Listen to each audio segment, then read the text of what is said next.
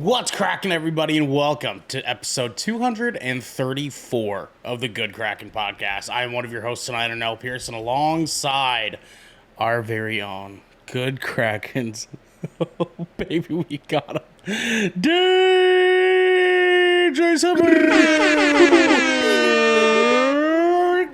DJ, how are you doing tonight? I'm doing good. Or no, I'm just chilling. Let me flip you around here. Let me flip you. Oh, there we go, baby. You know what I'm saying? Yeah. Face me when you're talking to me. You know what I'm saying? Yeah. What's up, DJ? How's your week going? I'm doing good. Going good. Week's going good. I'm excited for tomorrow. Excited to watch the new Teenage Mutant Ninja Turtles movie. Goddamn, baby. I got my tickets. I'm ready. They didn't put it in the big theater, and I'm kind of mad about it. Dude, that's whack. I'm seeing it in our big theater tomorrow. Yeah, Shit. they put it. I mean, they put it in the smaller theater room. Yeah, It's the scaled down one. But I'm guessing it's because Oppenheimer has been taking up all the auditorium 1 and 2, which is those are the two auditoriums in my theater, my local theater, that have all the, it's big, it has the big audio. So I have to settle for auditorium 4 or 5. I do know Oppenheimer is on a contract to be on IMAX for a while, so the bigger screens have to kind of be given to it, but yeah. Yeah. Oppenheimer's got an IMAX, and then basically it's in it for I think they're contracted for 5 or 6 weeks, and then Dune, crazy. and then Dune takes the contract. Sense. The Marvels aren't even getting IMAX time, bro, and it was filmed IMAX That's too. Insane. Jesus But Christ, man. I mean, I get it, because you don't want somebody to go into a small ass theater to watch Oppenheimer and be like, this shit's ass. They have to keep Right. that reputation of I'm seeing God. You know what I mean? This flashing light, booming audio from the fucking the Dolby Atmos surround sound, fucking rumbling the seats. They need that. That film needs all of that to accompany it. So I get it, but damn, that's crazy. But still excited to see it. I'm excited to have fun with that movie. And also I've just been chilling, dude. I'm also waiting on Baldur's Gate 3 to fully release. We're talking about that before the show started. It is scaring some of your favorite developers out there, people. Okay, because it could quote unquote raise the standard for AAA RPG games. Diablo 4. Do you remember what Skyrim did for open world games? Baldur's Gate's every game was trying compared to to do the Skyrim. same thing. Yeah. Far Cry 3 was compared to Skyrim. It's Skyrim with guns. That's literally what the IGN fucking reviewer said. It's Skyrim with guns.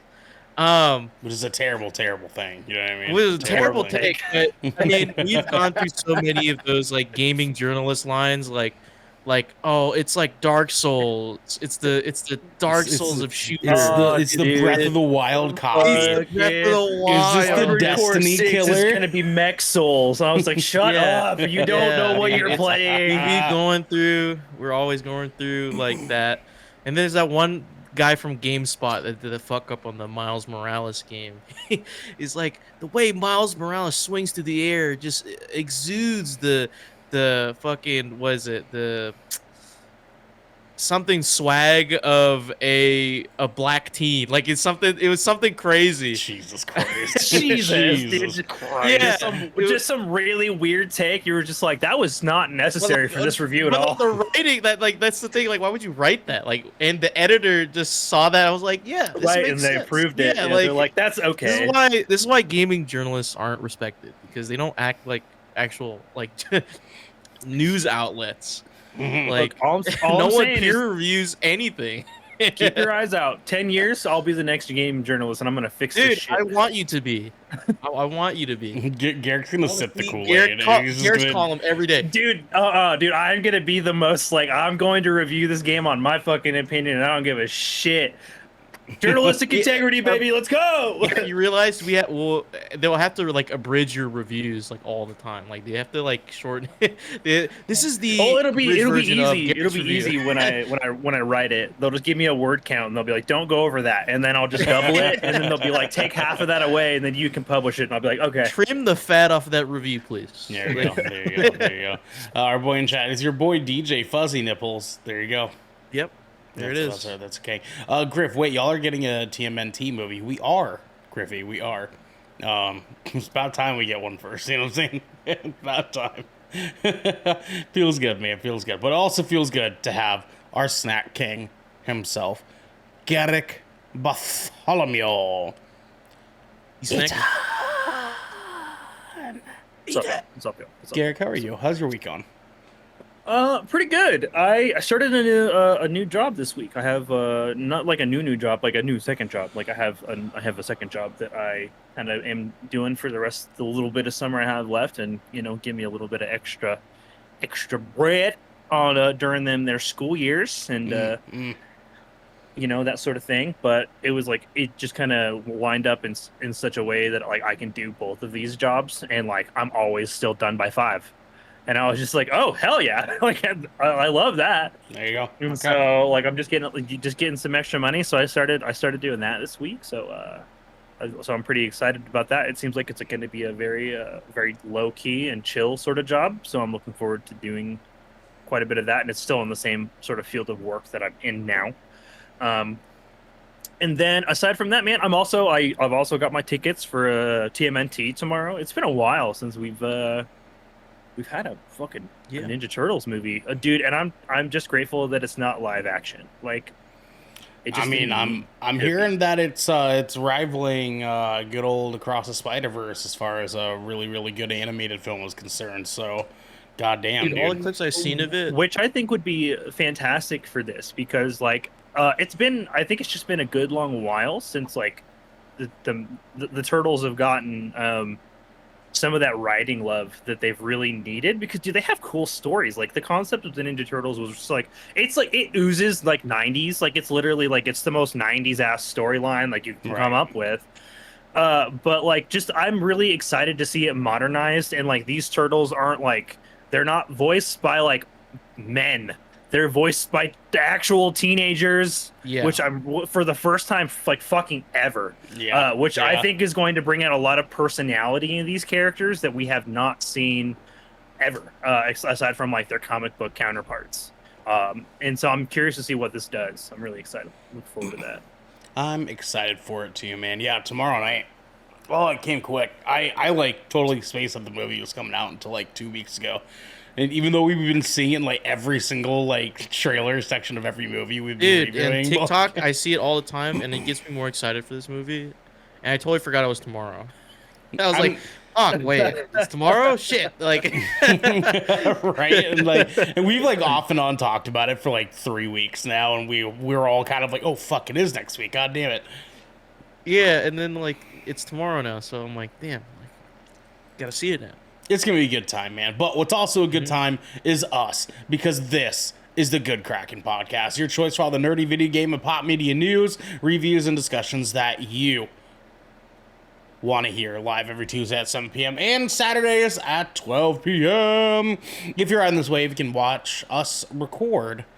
Excuse me, I totally botched that. If you're on this wave, you can head on over to our Discord channel, where you can submit questions to topics of the show, get exclusive post-show content, and soon have early access episodes that we do record live right here on podcast and video services across the digital sea. Yarg. Yarg and Hargan. But if you've emptied your pockets for the latest and greatest in entertainment, that's totally fine. You can watch us record this show live right here at twitch.tv/GoodKrakenShow.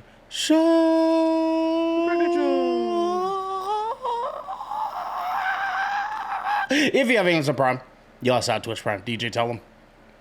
Prime Gaming. And we would love for you to give that to us to help keep us pushing that content out for all of you that are listening or watching at home. But you can also support us by going to our YouTube channel by clicking that beautiful bell and big red button, or by subscribing to our podcast channel by searching Good Kraken with an exclamation mark and leaving a review there.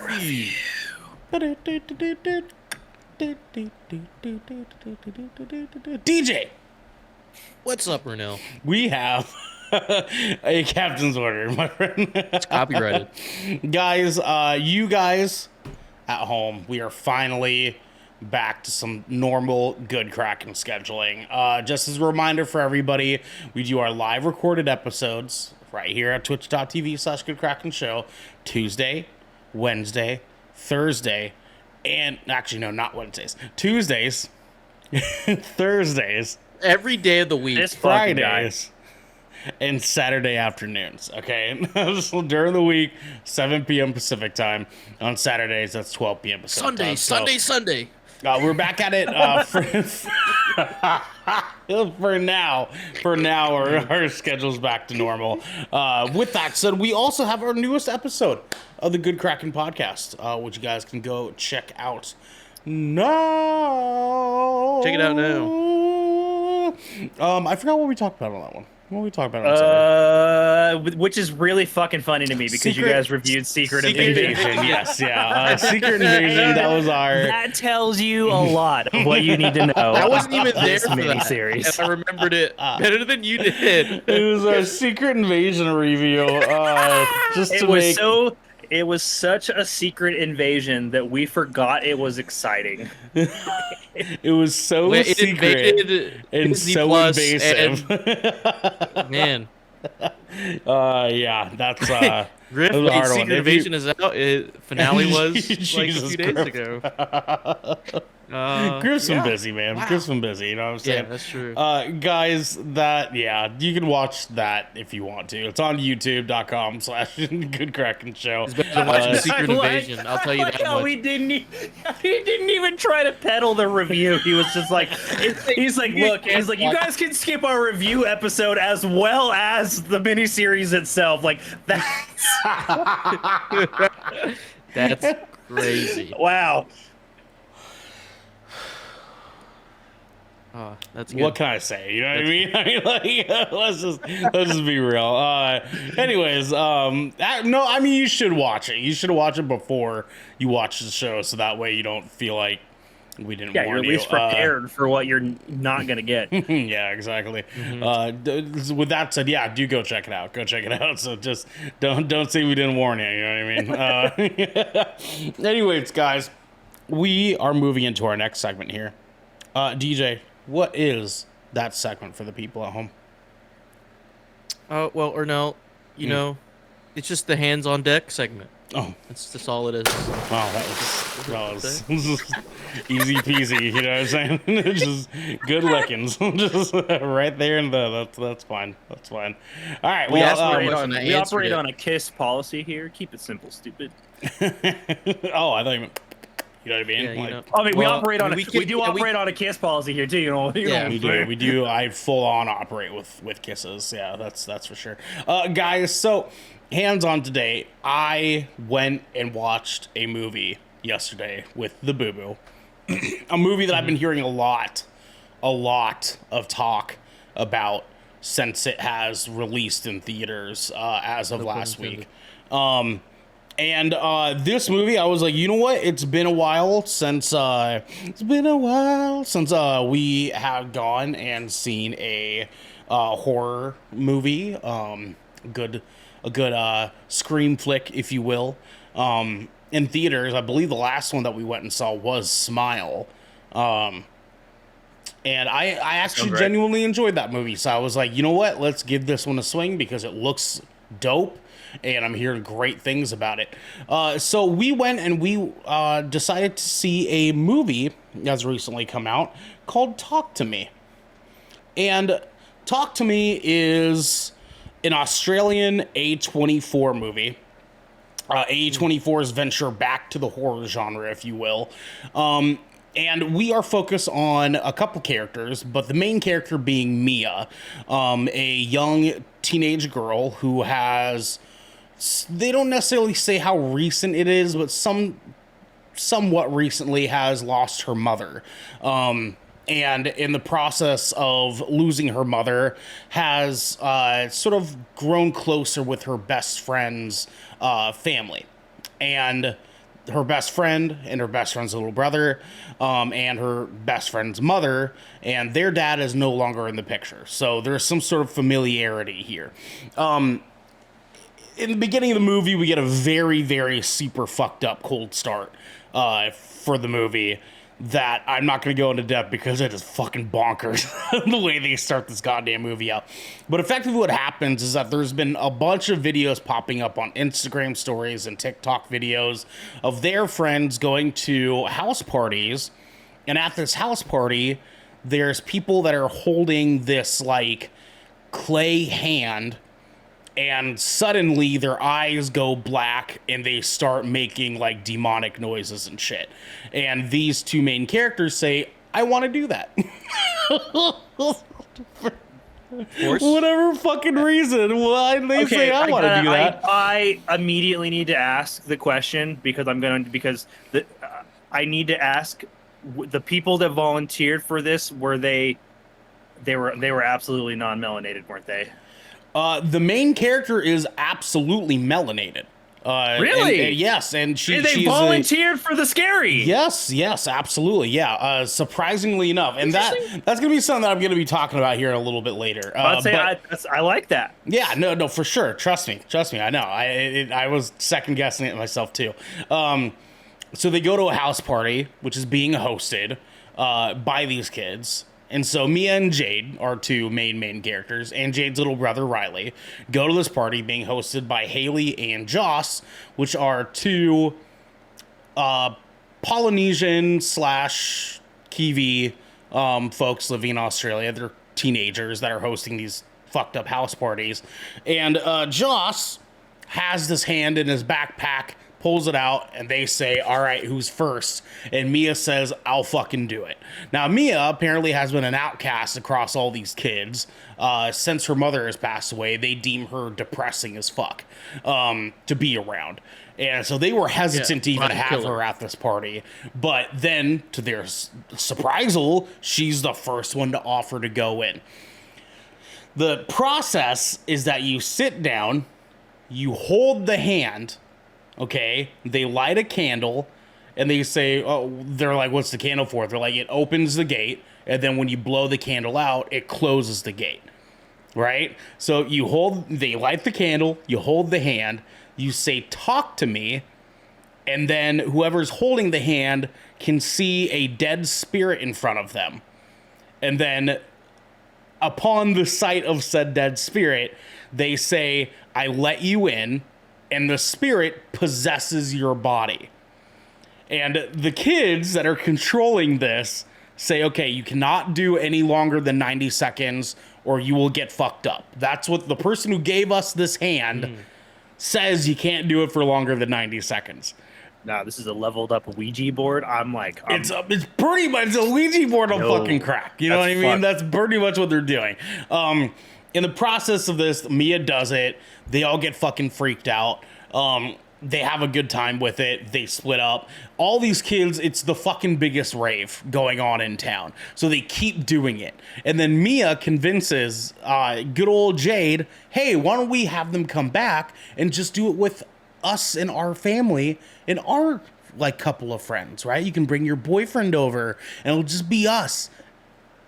And they fucking do it. For fucking God's sake, whatever fucking God gives DIY this shit, dude. It can't be that hard. They decide to do it. Teenage shit, if there ever was one. Only teenagers would do shit this dumb. Good old Haley and Joss come over with their fucking backpack hand. They set up the goods, and they have Jade's boyfriend do it first. He gets possessed, and he's like, nah. Like, in the process of him freaking out, falls over and, like, makes out with their dog. It's fucking weird, right? Anyways, they say, well, who else is going to do it? And Riley, the youngest baby brother of Jade, says, I'll do it. And they're like, no, dude, like, you're too young for this shit, right? Like, you can't be fucking around with us. And Mia's like, oh, come on. Like, it's not that long. Let us do it for a little bit. You know what I'm saying? And then Jade, pissed off, walks away. They let Riley do it. And when Riley says, talk to me, looks up, is shocked, says, I let you in. And they suddenly realize that he's been possessed by the ghost of the dead mother of the main character. Damn. That's fucked. I'm going to go ahead and that's when the shenanigans fucking kick in. That's when shenanigans kick in, because unfortunately it's not just the main character's dead mother that is there. It is some other fucking presence that takes over the boy's body. Some super fucked up shit happens, and the movie fucking takes off from there, boys. I'll tell you what. God damn, was this a good movie. God damn, this was a good movie, boys. I'll tell you what. This was a cool fucking movie. It by no means is like some absolute fucking like astronomical fucking experience, because it's not. It's a horror movie. You're not really gonna get something like that out of the horror genre. But as far as like horror movies are concerned, in the past like 5 years especially, this shit's sitting at a pretty high fucking bookshelf amongst a lot of other cluttered ass horror movies that we've seen recently.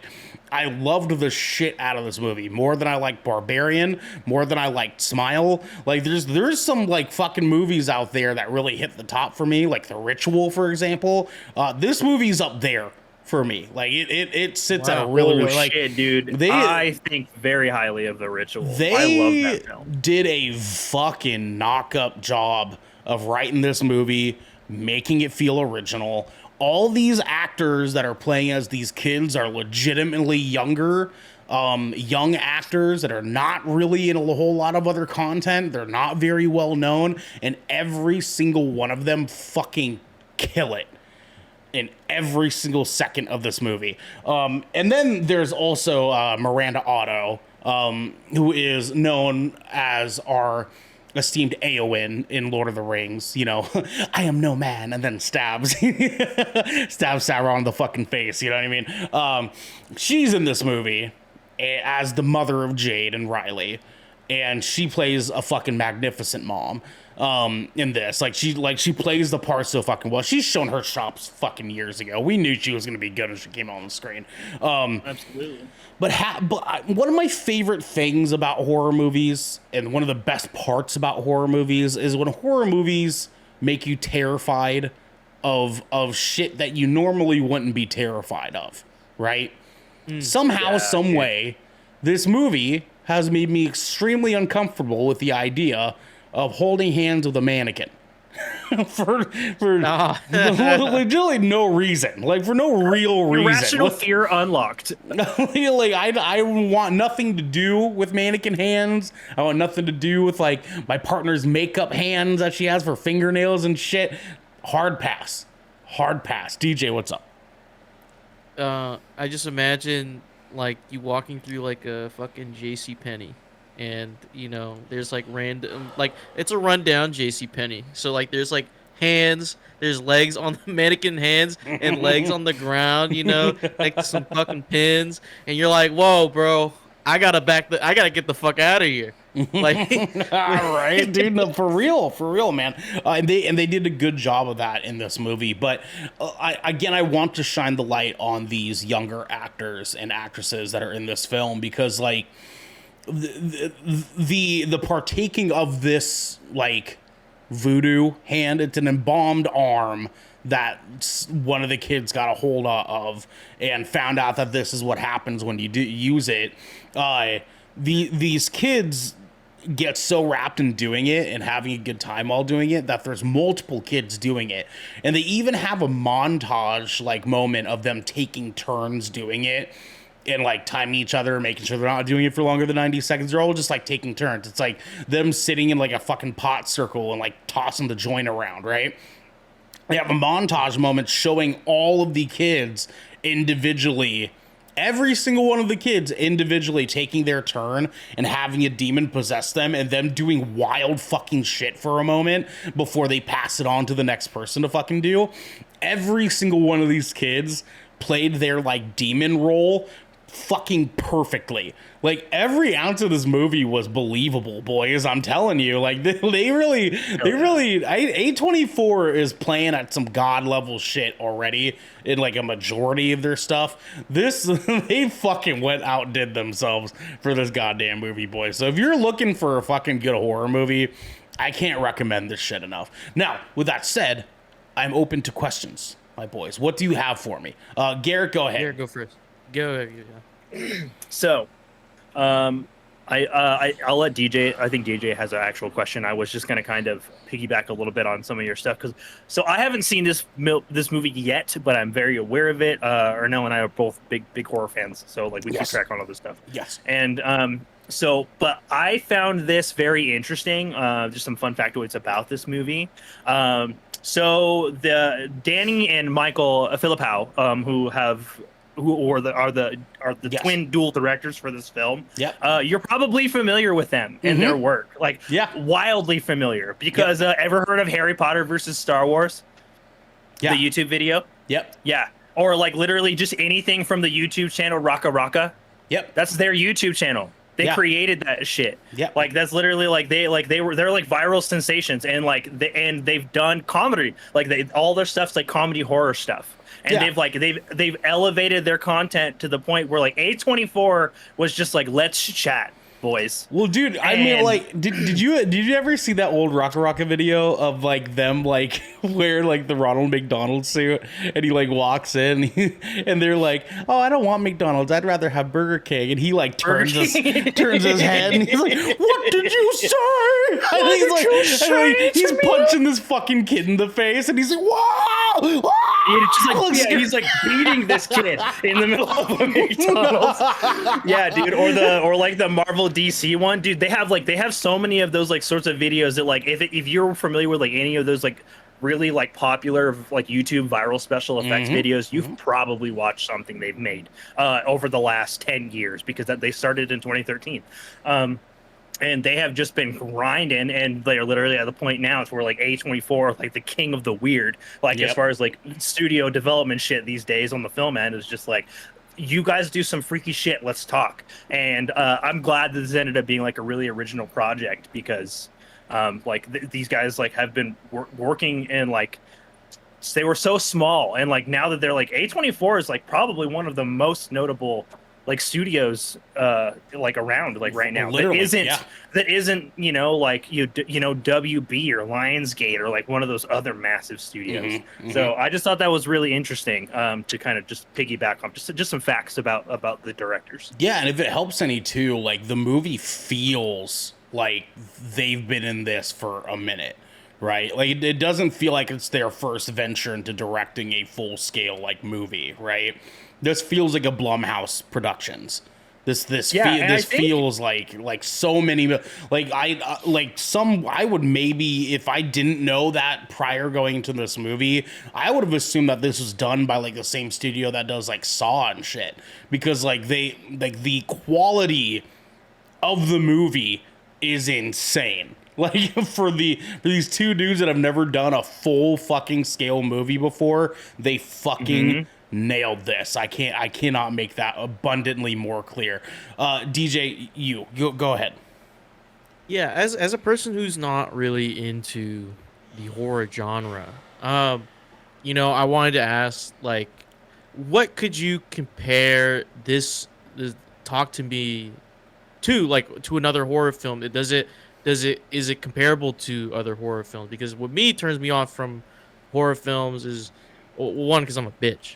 Two, I hate horror films that really lean on like gore and like mutilation. Like, I hate those films. I hate like the ultra like vulgar shit, because that just turns me off from like watching. It's just like, this is disgusting. Sure. Sure. So is this film different from those films, and is it comparable to like another, like maybe a psychological horror, or is it like what movie can you compare it to, or does it like does it pave its own lane as a horror film? for you. Yeah, for sure. Real quick before I answer your question, Griff, I'm glad you caught yourself. Jennifer Kent, I believe was her name, was the person who worked on Babadook, who directed and wrote Babadook. Yeah, they worked on Babadook, but they were crew. They were crew and staff, not directors. Yeah. Babadook, though, love that movie. Love that movie. It's fucking weird. Babadook. Duke. You know what I'm saying? So to answer DJ's question, it is surprisingly not gory.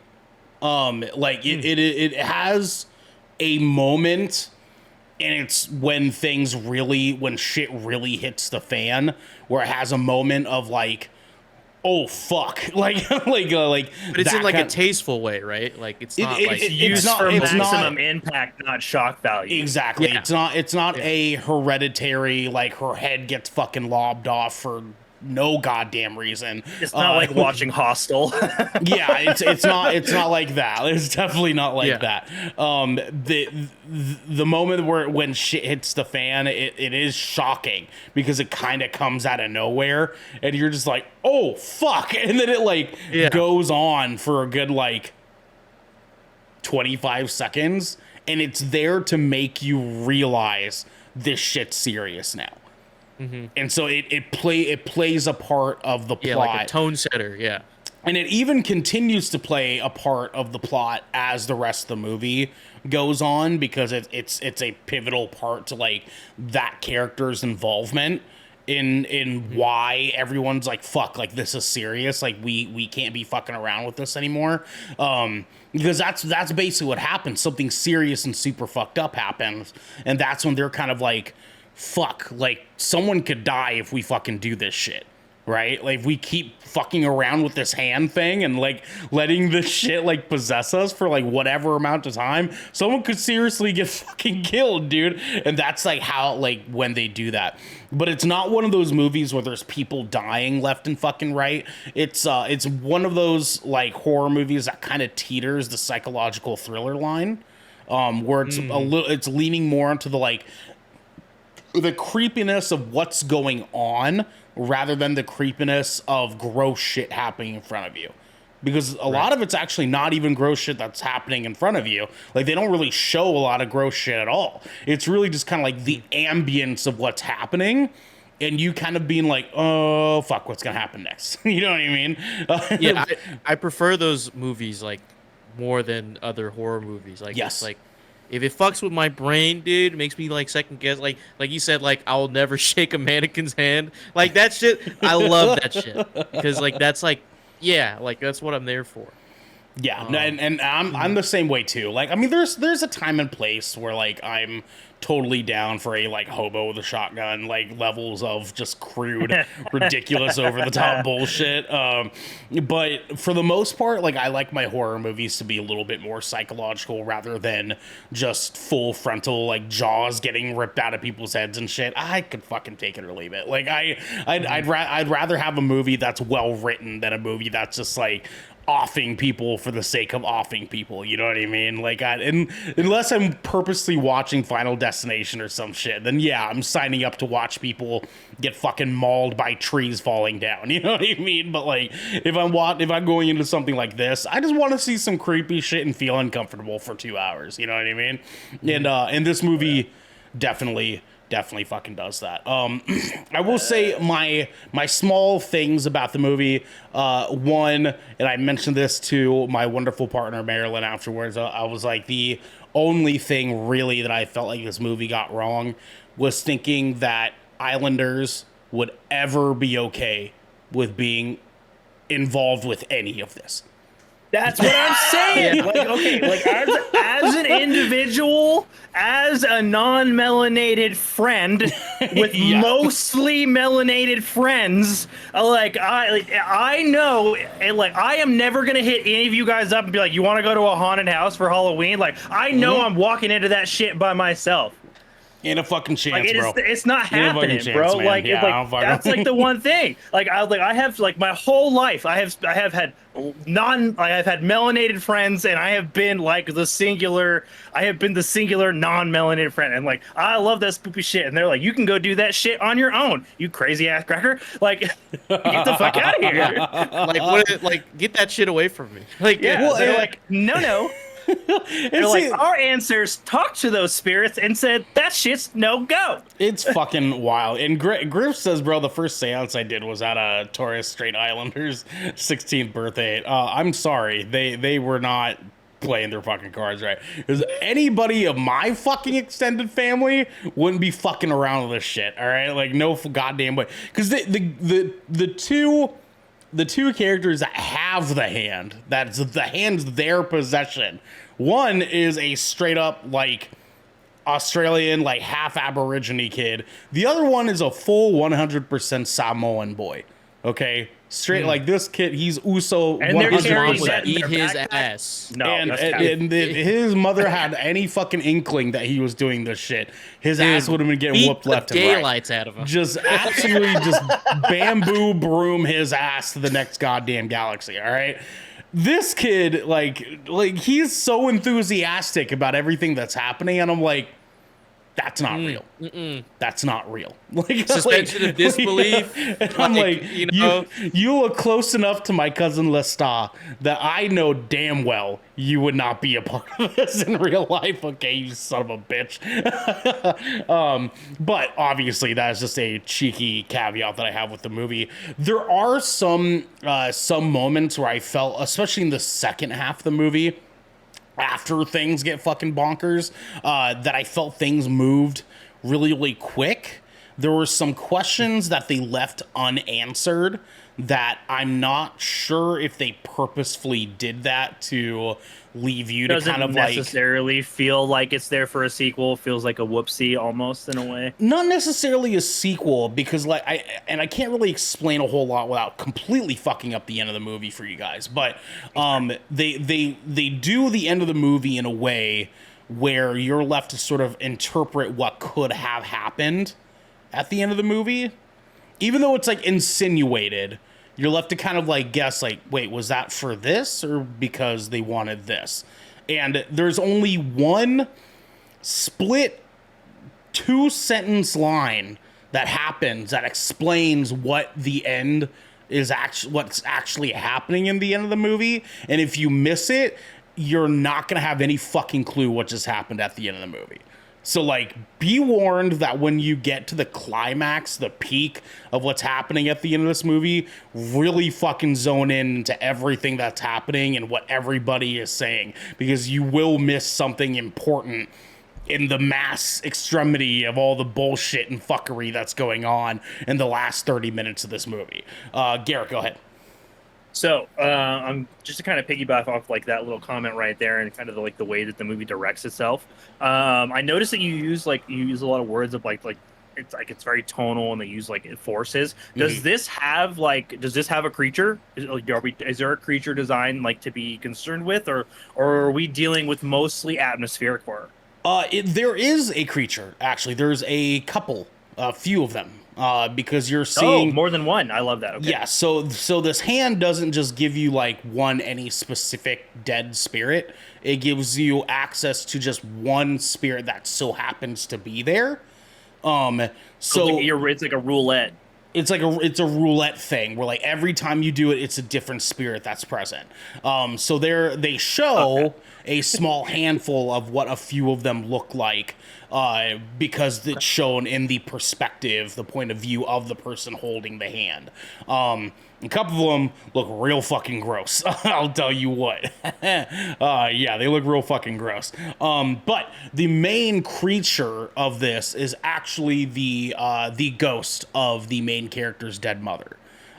She's a sort of like looming presence in the background until she becomes sort of a main force that is sort of like involved in the story of the main character, trying to figure out what the fuck is going on. You know what I mean? I suppose I could probably mention it because it's not really much of a story spoiler. It's more of the fuel of what's happening. When her mom's ghost takes over the boy, her best friend's younger brother, she mentions that she didn't actually off herself.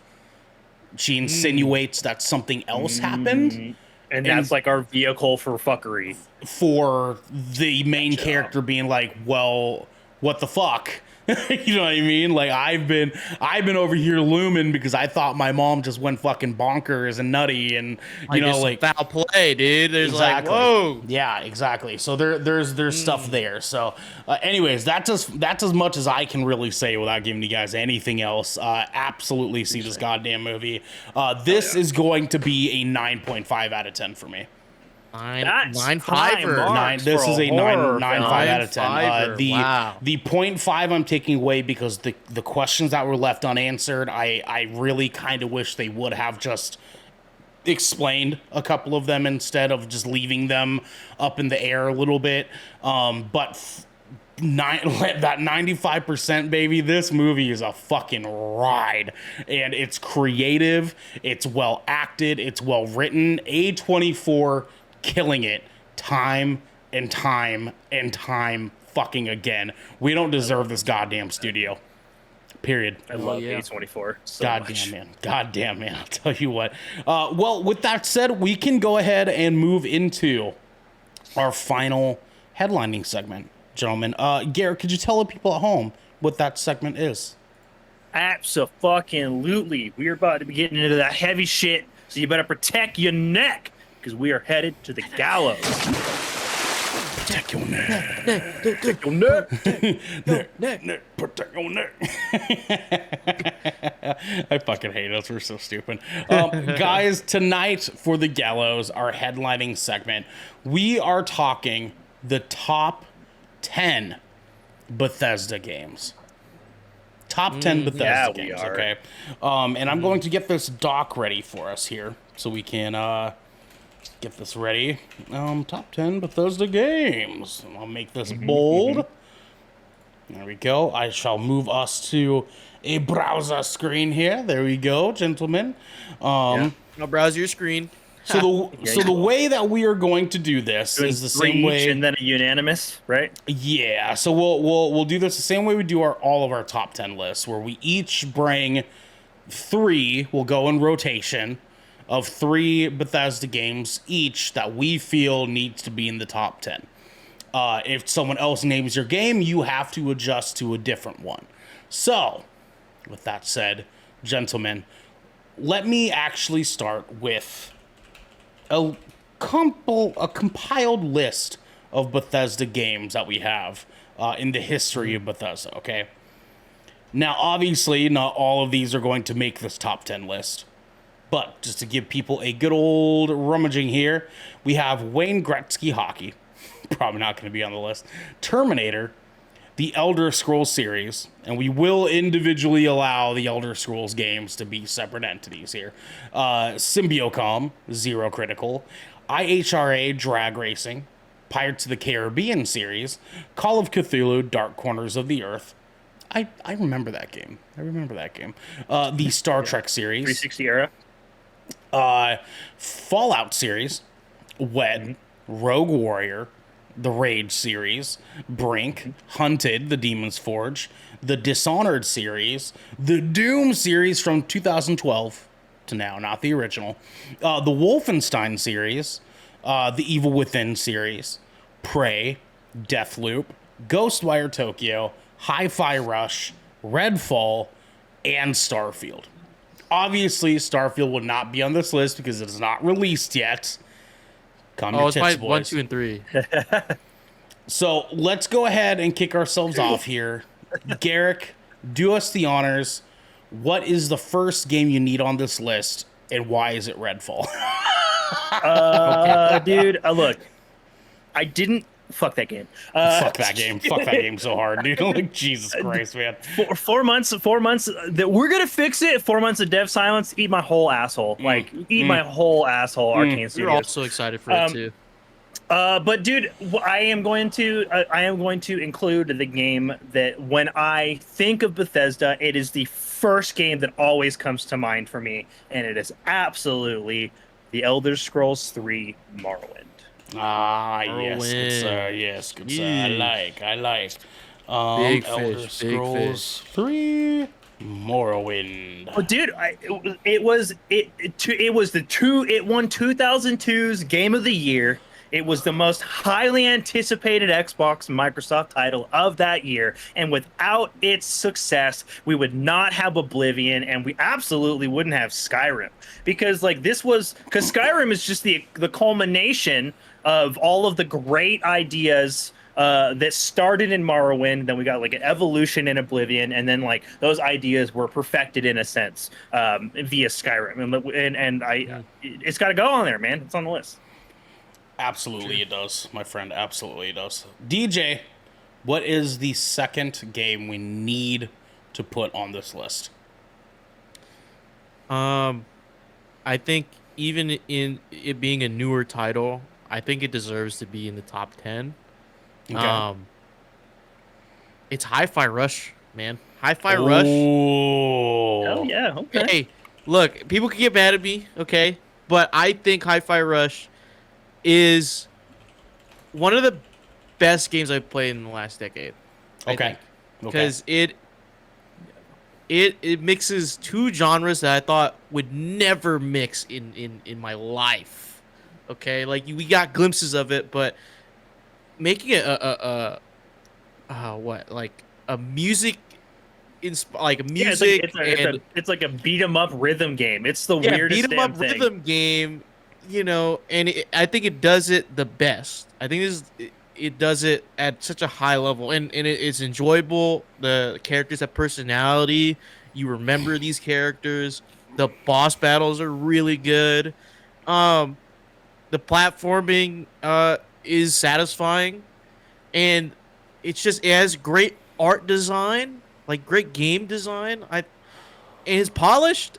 It didn't crash once. No frame drops. No nothing. I enjoyed the heck out of this game. But yeah, Hi-Fi Rush deserves to be up here.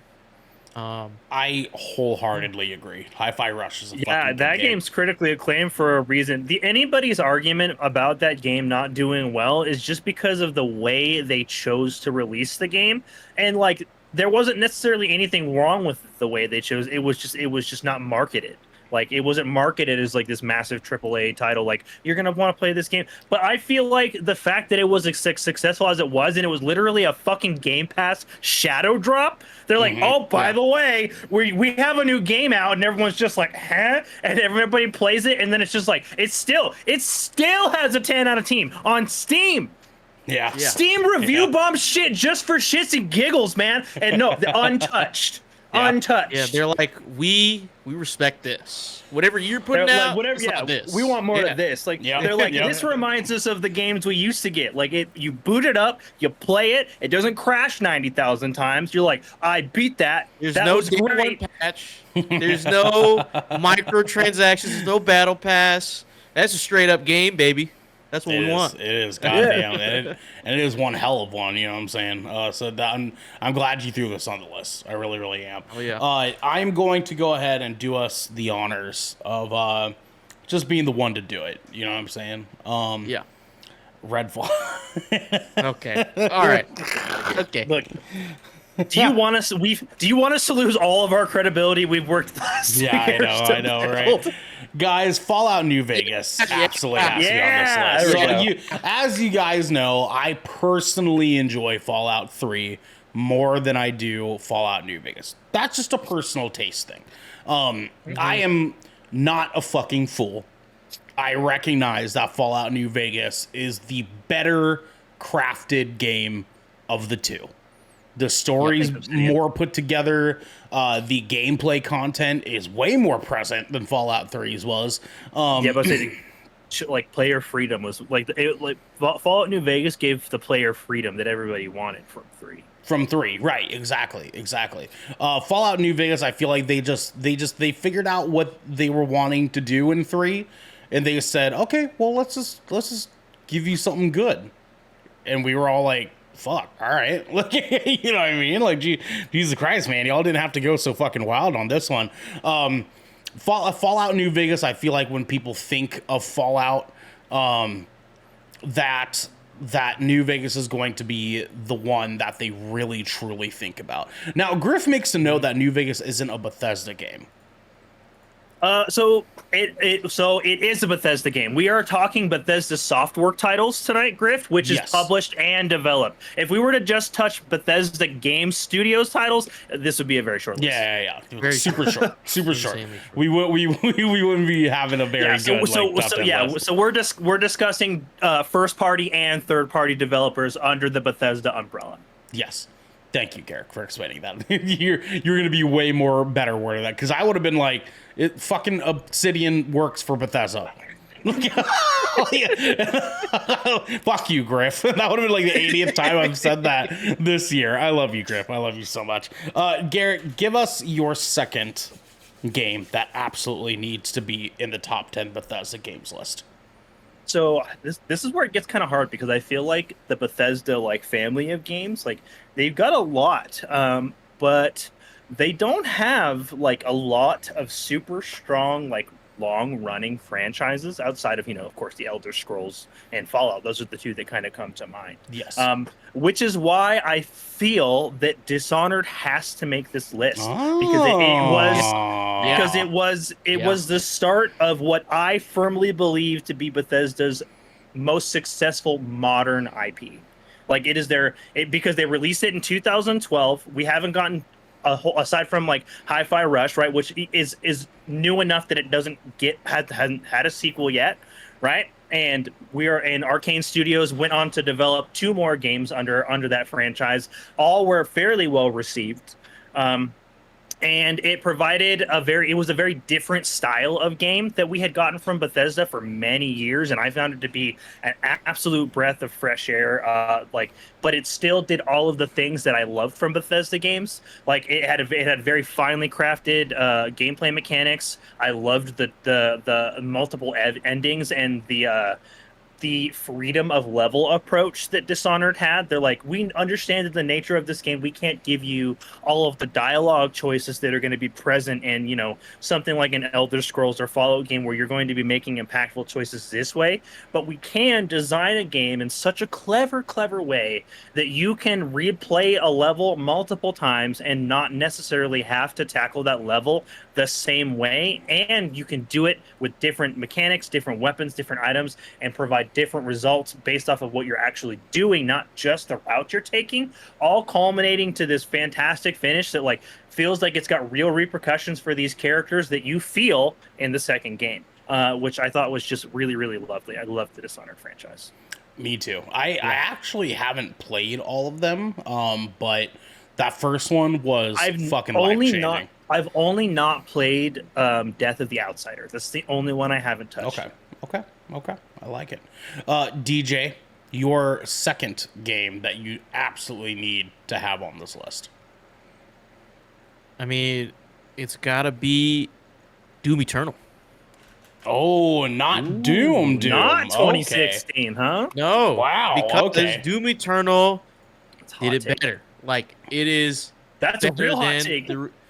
What do you mean, dude? I think Doom Eternal has more to offer than 2016's the re-release. Wow, that's big words, dude. That's big words, DJ. Hey, dude, there are Dune fans coming out of the woodworks, and they're gonna find your Twitter tonight, bro. They're gonna be like, I already fought Valorant Twitter, dude. I'm ready to fight Doom Twitter. I don't give a fuck.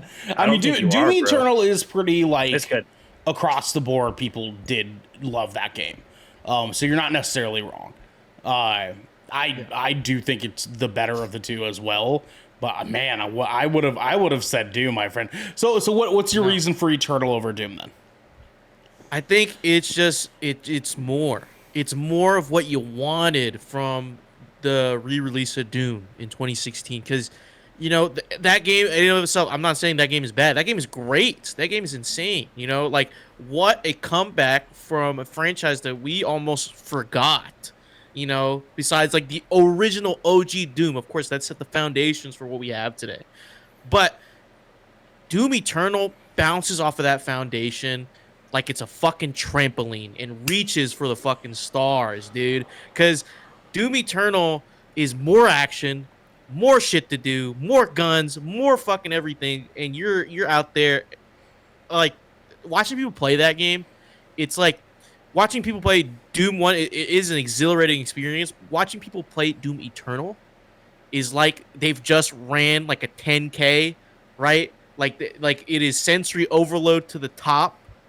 And I think it's like that jump from Call of Duty 4 to Modern Warfare 2. It's like everything better, bigger, bolder, and what you want. Everything that the more, like, all the things that you want and more. So I think that deserves to be on the top 10 games list because it is a great game. Great title. All right, I'll take it. I think that's a fair argument, my friend. I will take that. Boys, I'm torn between two for this number one spot. One I feel was very much overlooked upon the games industry and games fans alike, but much later has gotten the respect I feel it definitely deserves. The other I feel like doesn't get enough respect. But I think I have to give it to the underdog here. And I have to say that Prey absolutely needs to be in the top 10. That was going to be my next pick.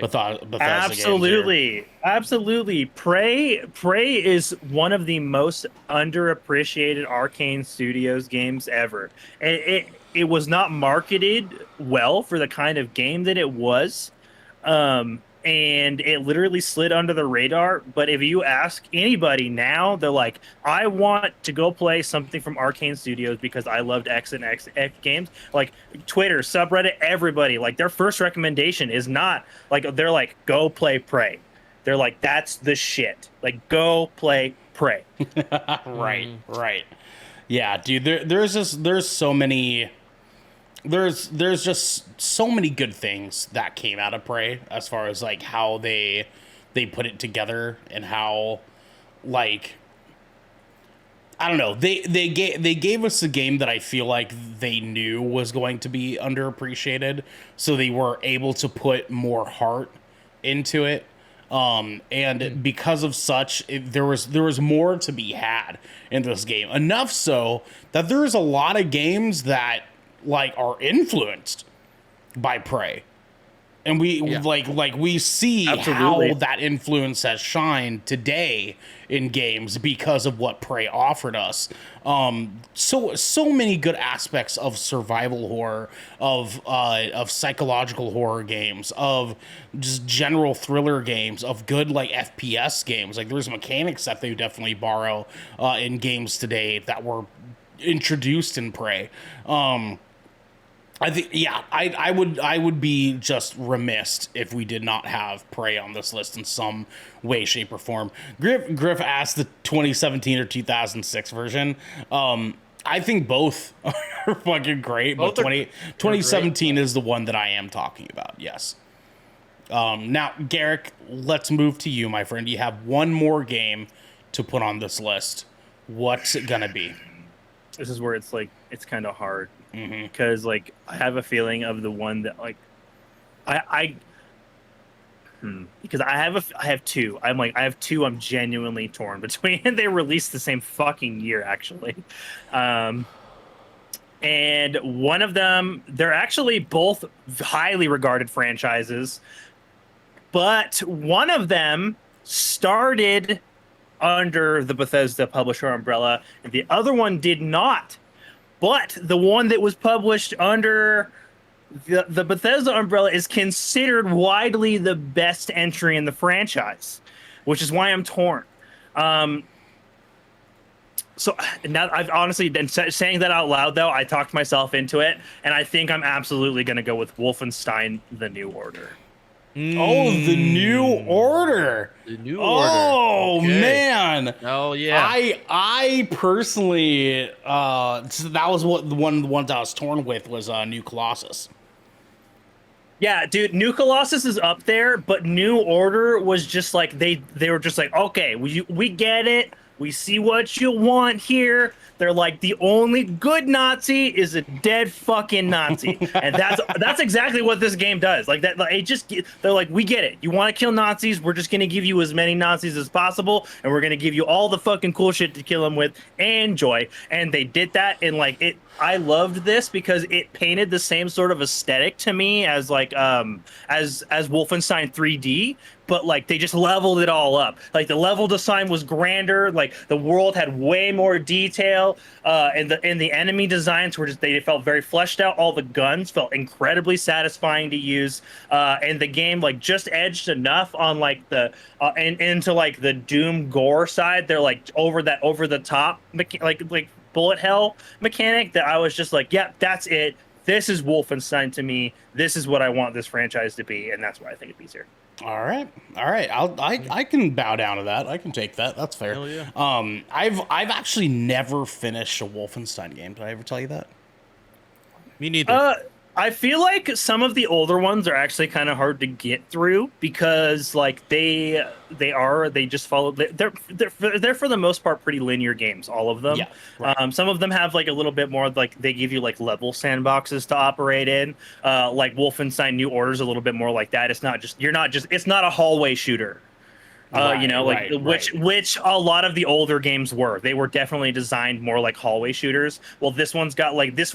New Order almost kind of bridges into that. The biome of the game feels like a little bit more like attached at its core to like something in design similar to like the BioShock franchise, which I think was like it revitalized like the game's level design and people's interest in it, which is why I felt like it's like the most prominent. Okay. I like it, my friend. DJ, your final bid here on this list. What is the last game that you absolutely need to have on the top 10 Bethesda Games list? Dude, it's tough because I want to add this game because it's like the game that got me into Bethesda titles, and I'm sure it got a lot of people into Bethesda titles. But there's other games that I would love to shed a light on, but I don't think they could match up to the amount of hype and the amount of like just insane like culture explosion that this game created. Okay. At the time. And I'm talking about Fallout 3. Oh, wow. All right. Ooh, He's not wrong. He's not wrong. Dude, you're not wrong, dude. Yeah. Fallout 3's success was what prompted. They're like, okay, we like this version of Fallout. How can we do it better? And that's how like we got Obsidian's new. If Morrowind and Oblivion put Bethesda on the map, Fallout 3 built a statue where that spot is on the map because that everyone, if you were a gamer at this time. When this came out, you had to get a copy. Everyone was like, yeah, you gotta play this. Yeah. Because it just offered something that you didn't have in most games at the time. Bethesda was the only one kind of doing this type of RPG, this first person like RPG style, and they did it well. And I think, sometimes people look at Fallout 3 with rose-tinted glasses because, I mean, if you try to play it now, of course, it's like, man, it's just it's a slog to play through. But at the time, I think the ambiance and everything about it was created so perfectly. Because I remember when this game came out and I played it, bro, I was scared. I was scared playing it. There's like some sections where you're like, this is creepy as fuck. Yeah, that's right. Agreed. Yeah. And I'm like, I forgot what game I was playing at the time because it was just a mix of everything that you would want in a game, right? And like your choices matter, your character mattered. Liam Neeson's in it, so like Liam Neeson's your dad. Liam Neeson's your father in this game. And if that doesn't sell you on it, I don't know what does. Man, just put that at number one right now, dude. But all the side quests and the things you would find while exploring because you were meant to explore it really create memories that last for a long time. People still prefer to play this game over any newer title that they've released in the Fallout like universe. Sure. So, you know, I think it deserves a spot on this list. Now, Griff says Fallout 3 came out at the same time roughly as Mass Effect. Gotta say, preferred Mass Effect. And a lot of people would agree with you. I prefer Mass Effect, but I feel like that was one of those games where, like, at the time, you kind of lean towards either or. Like, I still haven't played Mass Effect, but I have played Fallout, like all the Fallout games. I think in Fallout's like case, I think it looked more accessible. If that made any sense. Fallout 3 just very, very quickly became a social zeitgeist sort of title. Yeah. Because it was the first time coming back for the Fallout franchise and what they were coming back as versus what Fallout 2 was. Yeah, the top-down, the asymmetric, which like it used to be. People were fucking flabbergasted that Fallout was coming out as a game like this. And I remember specifically my friend in high school, Dayton, was like, holy fuck, like, you need to see this. And he showed me trailers of Fallout 3 when it came out. And he was like, now look at what it used to be. And he showed me what Fallout 2 was. And I was like, what the fuck? Yeah, like what a big jump, dude. That's huge. That's a huge fucking transition. Pixel graphics, the full 3D first-person RPG. Yeah, man. And I like, as you guys know, I love a good story more than a lot of people that I know that love video games. Like, stories are where I aim and gravitate towards. And Mass Effect is where that's definitely going to be at. But Fallout 3 is just undeniably like the game of its time. You know what I mean? Like it did something culturally. And I'm like Griff, I prefer Mass Effect 2 as well. But like I think like I said, it's more accessible because people knew about Fallout. Like, you know, Fallout, the first few Fallout games weren't like no slouch. Like those were critically acclaimed games. So I'm like Ernell said, I think it's why it was so popular is that people had access to that story already, to that universe already. Like Mass Effect, that if Mass Effect just came out, you're like, what the hell is this? It looks like Star Trek. It's like, you know, you kind of write it off already because it's like it's so new, right? Because people didn't know. But Fallout 3, it's third game in the series, right? And it's in a post-apocalyptic world that's stuck in the 40s and 50s. And you're like, man, the atmosphere of this game looks so interesting. But yeah. I'm glad we're all on the same page. And like we said, it's nothing against Griff at all. Like, we all love Mass Effect. No, but they're great games. Like, it was just like one of those things above this. But for Bethesda games, yeah. Well, one thing that like I just thought was like really interesting, like around like the time that like those two franchises like really kind of like, you know, got like the limelight, is like they both had such strong trajectories as franchises for like a minute. Like a minute, and then they both within a year of one another shit the bed in almost the same exact way. Still fell so hard from grace. Jesus Christ! Oh man, what a bummer, dude. Fallout did too. We got 76 that like everybody was super upset with, and then we got Andromeda that everybody was super upset with. What a bummer, but man! Both that was are a terrible year for games. Both are now actually considered like respected games like down the road now that they've gotten fixed. They got their shit figured out. Well, with that said, for my final main one that I feel like needs to be on this list, I would be okay with it being near the lower side of this list. I don't necessarily think this is a top 5 by any means, but I feel like I'd be a fool if I wasn't going to be the one to bring this game up here, because I do feel like it has a spot in legendary Bethesda games because of what it has done since its release and how just sort of widely known this game is, even though a lot of people are like, fuck that. The Evil Within has been such a experience. That was my other game I was between. Was it's been such an experience to see how that game has turned out. I know the second one was not as appealed as the first one was, but the first one I remember vividly playing the first 15 minutes of this game and saying, what the fuck am I doing? Because the opening like half hour of this game is some of the most not okay shit on the face of video games, you know, spear of worlds and universes that have been created. There's some shit that is super just like, okay, why did you did not have to do that? But to have a game that is very obviously inspired by so many horror movies and horror games and horror stories and horror artists, because you know there's some shit in the Evil Within that's definitely inspired by Junji Ito.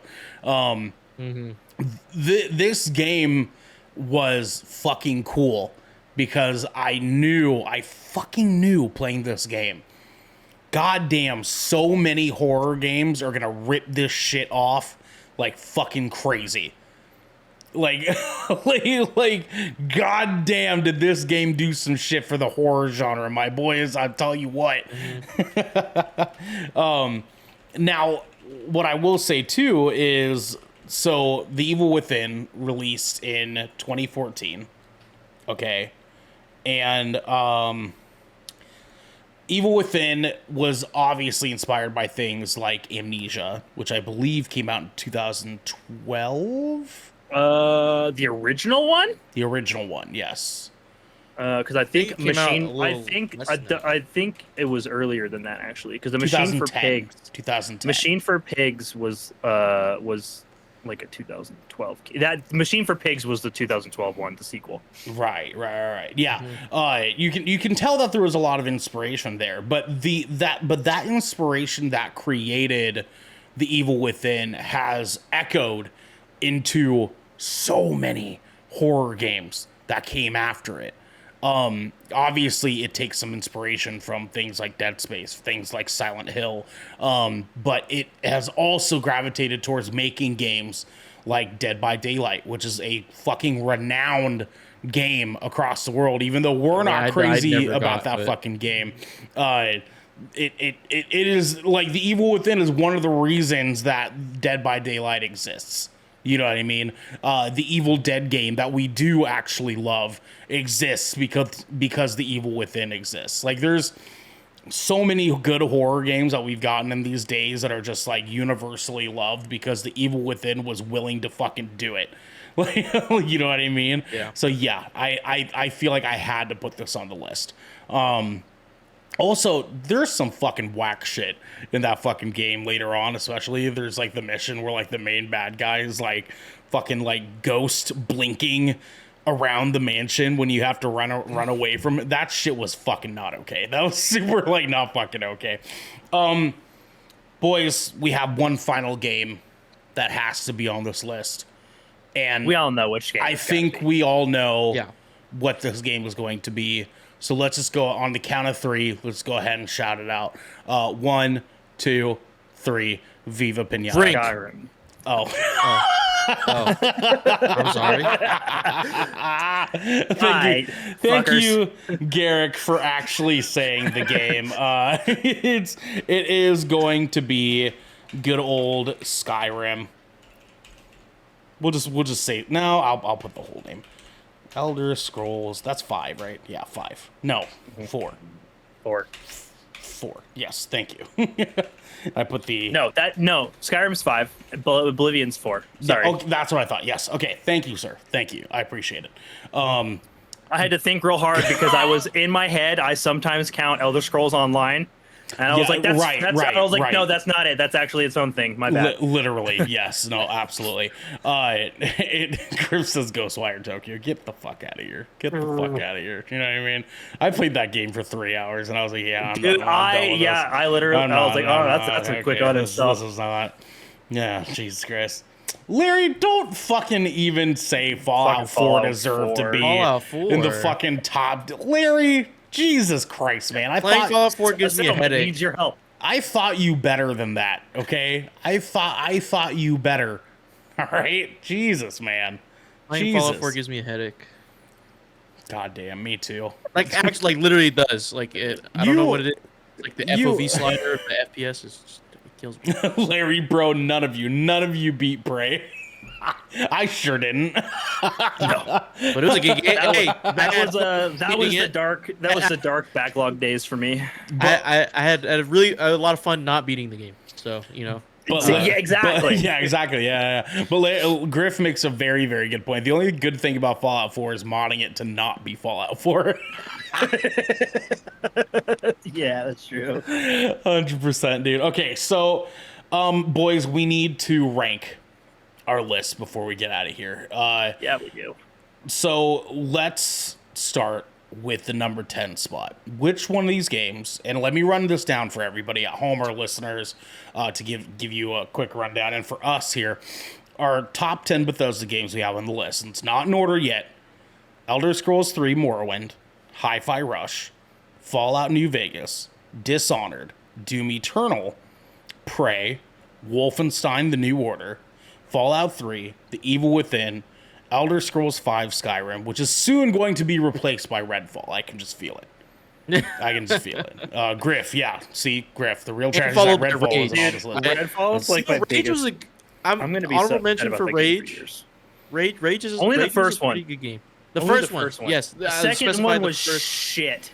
Yeah, I would maybe take the first one as an honorable mentions. Maybe. Yeah. Maybe. I would take. I would better than Borderlands 1.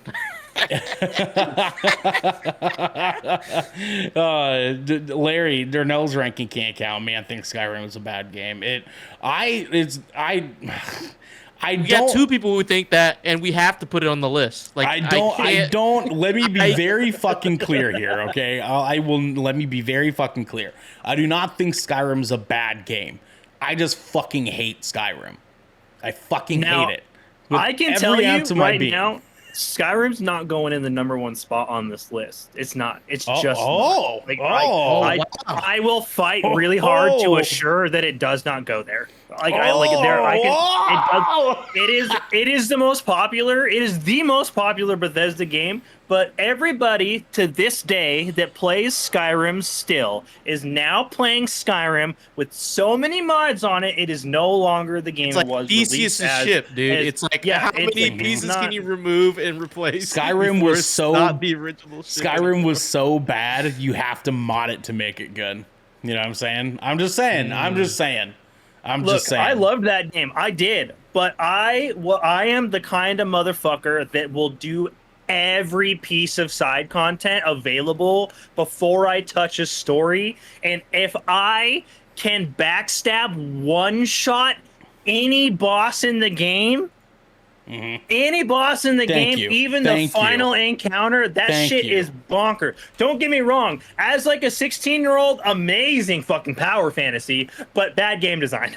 Thank you. Jesus Christ, thank you. Okay. Number 10. What are we throwing in the number 10 spot? I'm thinking Wolfenstein. Okay. Yeah, actually I think I could fuck with that. I think I could fuck with that. So Wolfenstein in the number 10 spot. I think so. That's fair. Yeah. Number 9. Evil Within. I would say Evil Within. I am okay with Evil Within at number 9. Yeah, that's kind of where I'm thinking. Yeah. Okay. Because I'm looking at the other names, I'm like, ooh. Yeah, exactly. Ooh, I don't know. Exactly. Yeah. Like, there's so many good games on here. I've played every single game on this list I've played. Yeah, no, I've played all these too. I haven't necessarily beaten all these, but I have played all of them. Okay, number 8. Yeah. 8, I'm really torn between. I think Prey or Dishonored could go there. I hold Dishonored in higher regard. Than Prey, but Dishonored's up there for me. But I also understand that like Dishonored is a first-person stealth game, and that makes it kind of niche by nature. I feel like Prey is a better put together game. Personally. You know what I mean? Like Which is interesting because like they're both. I mean, one's Arcane Austin and one's Arcane Lion, but they are both Arcane Studio games, and they were released within a couple of years of one another. I think Dishonored. I think it's that damn. That's actually really tough for me. yeah. Because like, both those games kind of revolutionized a lot of what we have, of niche genres.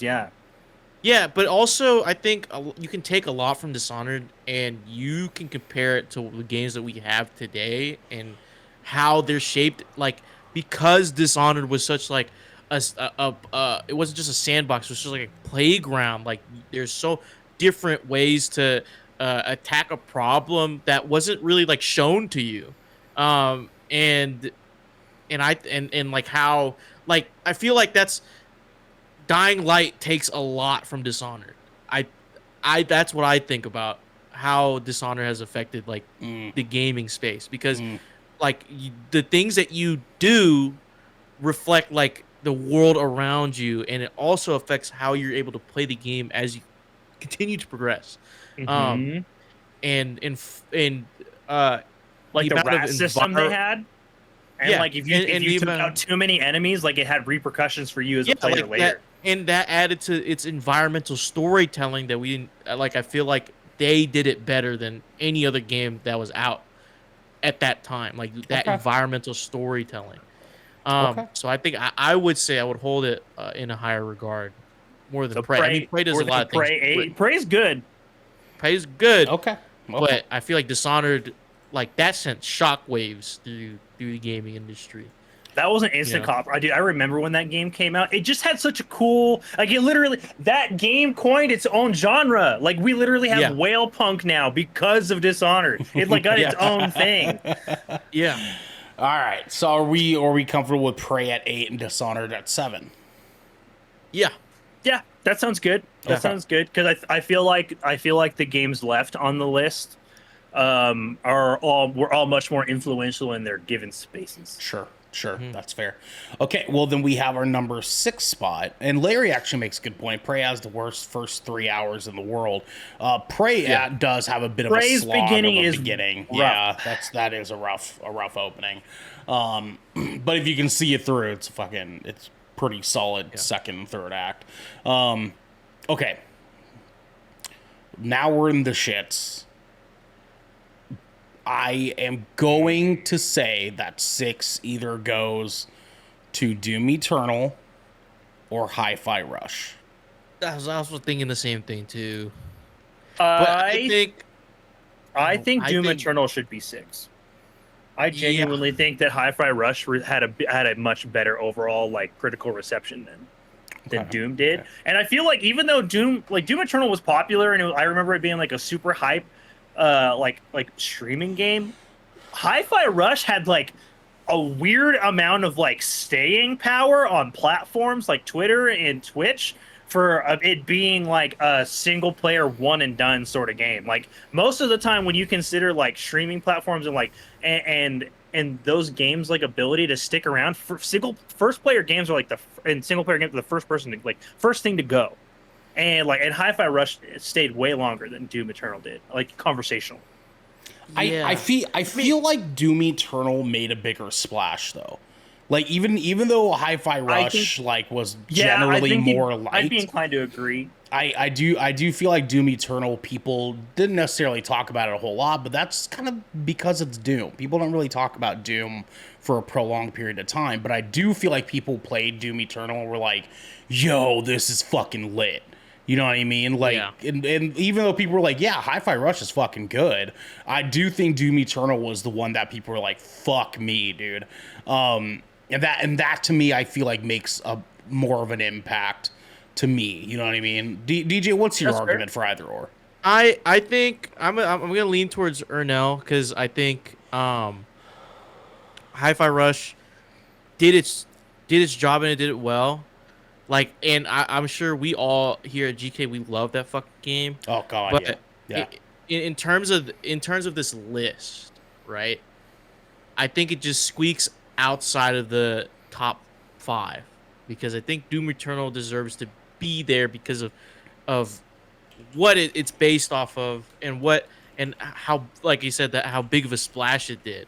Like, because people adore the 2016 reboot, and then this just was everything that they wanted and more. And I don't think you can get around that. I don't think we can get around how fucking I'll bow to that. insane Doom Eternal was. So, yeah, that's high. It's hi-fi and then Doom Eternal. Now here's the deal too. Doom Eternal also has to get points for me too, because it's Mick Gordon's last venture into the Doom franchise, and boy did he fucking kill it on this. Because Mick Gordon be doing the music for Doom games like fucking brazy, bro.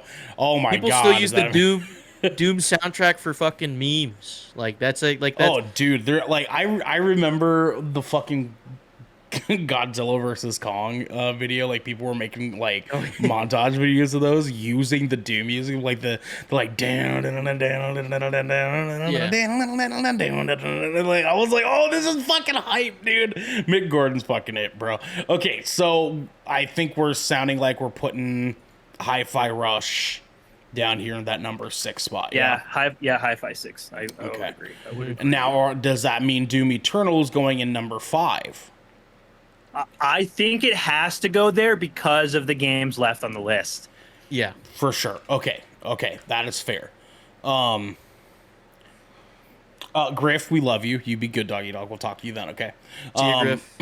So, I definitely agree with Garrick that the only reason Doom Eternal is here is because these other games are so fucking good. But that's it. It could. There's a couple of games I could see it potentially being over, but there's like a really interesting conversation about 3 of these games on this list, because they were all created so close to one another, but they were all by the same studio, but they feature very like slight genre differences, but Morrowind came out first.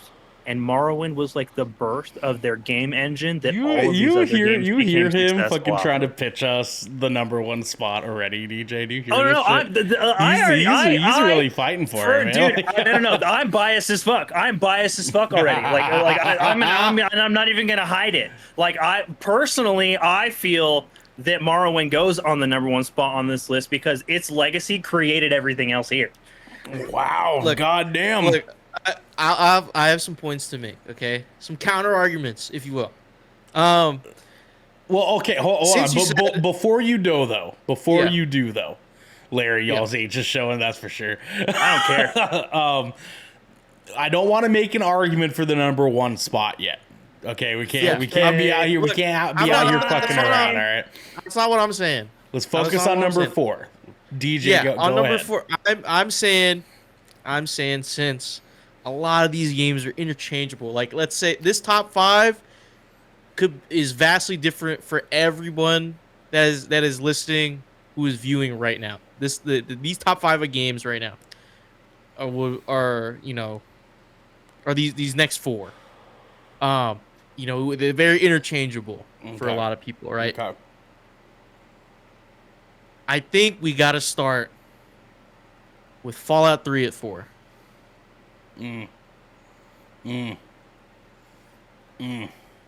Fallout 3 at 4, huh? Yeah. Because we can make better cases for the next 3 than we can for Fallout 3. Because once we can try to compare Fallout 3 to these other games, we're like, hold on. Before we start getting all crazy here, okay? Before we start talking all crazy here, okay? Okay, all right. The real question at hand. The real question at hand is, why is Viva Pinata not? Okay. What is the better game between Fallout 3, the King, Fallout 3, right?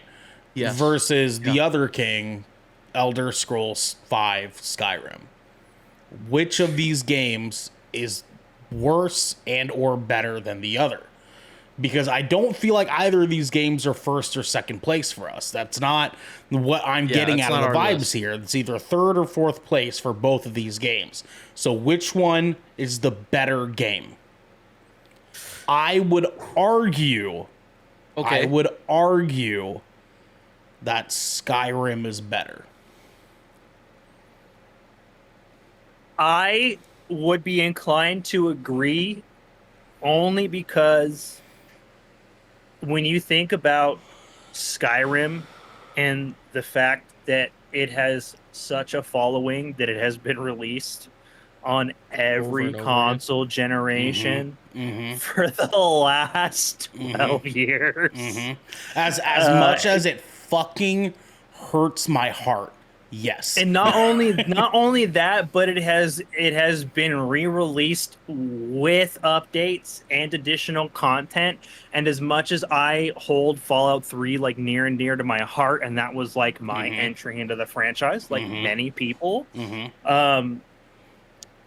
it's just like Skyrim. It just has it had fantastic staying power, and it gave people like this high fantasy experience that they had really, really, really been wanting for a long time.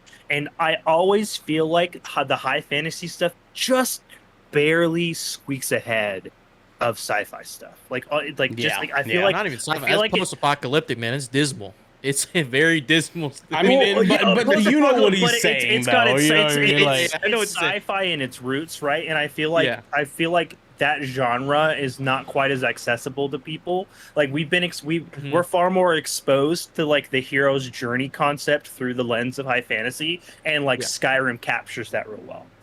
Yeah. I don't know. It's the same argument that I made for the greatest game to ever be made so far, Fortnite.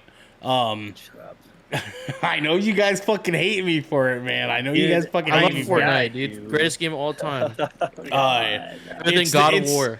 It's the same. I mean, Okay, stop. I love you. I love you so much. He's in Fortnite, so I mean, like he is in Fortnite. But what's the argument here? Is it actually God of War that's better, or is it Fortnite for having God of War in it? Fortnite. No. So and I understand Fortnite's fallen from that throne very, very quickly. Why isn't Fortnite in God of War? Fair point. Wow, I like that's wow. Holy shit, that's big woke words, dog. That's big woke words. The same argument can be applied here. I feel like that you don't get to the point that Skyrim's gotten to by being a shit game. It's just not. That's not. Yeah. You know what happens if your game is good? It's going to get the attention that it's supposed to get, and that is what happened with Skyrim. Even though we love like other games more, Skyrim's gotten to where it is for a fucking reason. You know what I mean? So I feel like we can humbly agree that Fallout 3 is going to be hitting the number 4 spot. Yep. Yeah, dude, it's crazy to think about because like Skyrim created like literally a whole brand of like content creators that like just exist around their game. And like the first one that comes to mind for me is like Skyrim Grandma. Dude, she's not even a gamer, bro. She literally, like, this game was accessible to people that were just like, video games are for children and motherfuckers who, like, don't have lives. And then they stepped into Skyrim and they're like, oh, I can live a whole life here. She's still playing. She's still uploading She almost still every plays other that day. fucking game, dude. She's going to be a character in the next Elder Scrolls game. Her deepest wish is for Skyrim 6 to come out before she passes away. And I want that for her, like, more than I want anything else. Dude. I'm so sorry. So bad, it's not happening. It's not. Yeah, it ain't gonna happen. We're gonna get Grand Theft Auto 6 before fucking tomorrow. If she can live, and bless her heart, if she can live to 2026, we'll get Elder Scrolls 6. Yes, I promise. Yeah, that's. If she can live like 2-3 more years, she'll get there. We'll see. Stick around, Grandma. We love you. Stay wholesome. We love you. We appreciate you. Respect you. So, does that mean Skyrim hits the number 3 spot for us? Yeah. I think it's solid there. So then the arguments for the next 2 are way too strong. So then our final argument here is which game is the better game between Elder Scrolls 3 Morrowind or Fallout New Vegas? We're about to have a debate, boys. This is a fucking tough one. This is a fucking tough one. So just to make sure that people at home understand the stakes here, okay? Fallout New Vegas took what Fallout 3 did and said, bet. You know what I mean? They said, bet, we can up the fucking ante, right? We can give you a better story, better equipment, Papa John's. You know what I mean? And they just fucking did it. They fucking did it, all right? You know, they delivered on that goddamn promise. Elder Scrolls 3 Morrowind is the first Elder Scrolls game I ever played. And I remember playing it on Xbox and thinking, what in the fuck am I doing? Firstly. Secondly, dude, do you remember being like 12 years from the old? sky out of fucking nowhere? Dude, for real. And then you clicked that scroll and killed yourself, and then you put the game down for 6 months. Yeah. And then you're like, what the fuck, dude? I literally have no idea what's going on. I just died instantly. I had to go kill a ghost, and this mud crab just beat my fucking family line into the dirt. Dude, I remember seeing that body rummaging through all the stuff that like was laid out on the floor. I was like, scroll of avian flight. What is that? That fucking quest is why I hoard items, dude. I don't ever use items because I might need it for later because of that quest. Because that was the first time I was like, quest item, click, instantly shot into the air and died. And I was just like, I'm never using items ever again. ever, dude. So old Elder Scrolls 3 Morrowind set the table for blueprint first person RPGs going forward for like 2 decades. Like we're talking big dick shit that Elder Scrolls 3 was playing at, especially coming off Elder Scrolls 2 looking like fucking Doom original with skeletons and shit. Dude, yeah, Daggerfall was insane. Yeah, that jump from Daggerfall to Morrowind was big. Like almost as big as the Fallout 2 to 3 jump that we were talking about. So we have a game that is just purebred fucking goodness, and a game that is just the fucking godfather of RPGs. You know what I mean? What DJ, let's hear it from you. Which one of these games do you feel is the better game? I have to make my testimony for Fallout New Vegas because I think, compared to you guys here, I've had more experience with Fallout New Vegas than Morrowind, because I can play Fallout New Vegas. Were you even alive when Morrowind came out? When did Morrowind? I don't think so, dude. I don't think you were alive. I don't think he was either. I think it was I was alive. 2002. I would be 1.5. I'll be one and a half. Oh my god. I'll be 1.5. Ooh. That hurts a little bit. That kind of stings. Larry was right, man. Yeah, we are showing our age. It is, in fact, showing, dude. I have, vivid memories of playing Morrowind. Dude, I bought the Game of the Year edition that had, the Tribunal and the Blood Moon box with the multiple discs, dude. Selling that shit one disc at a time. Yep. I got crazy. This game when I was 13 years old, dude. And I remember playing it and being like, I don't know what the fuck I'm doing. I have no clue what the fuck I was doing. Jesus Christ, man. So I'm assuming you never got a chance to really play Morrowind then. I've seen playthroughs of it, and I recognize its importance in this conversation and in gaming in general. So it's not like I'm writing it off as it's some old ass fucking game, dude. Who gives a shit? Okay. Fair enough. But I give respects to Morrowind. And we had that resurgence with the AI voices when that first started coming out, as fucking Dagoth started popping up, dude. That's the first. We was one of the first AI voices to come out. He was. Yes, that's true. You can pinpoint that point in history, like a year ago. But I think Fallout New Vegas, even though it wasn't directly developed by Bethesda, Oblivion just fucking I think that's what made it so good, though, was the fact that it wasn't first party developed. Actually, if I'm gonna be honest.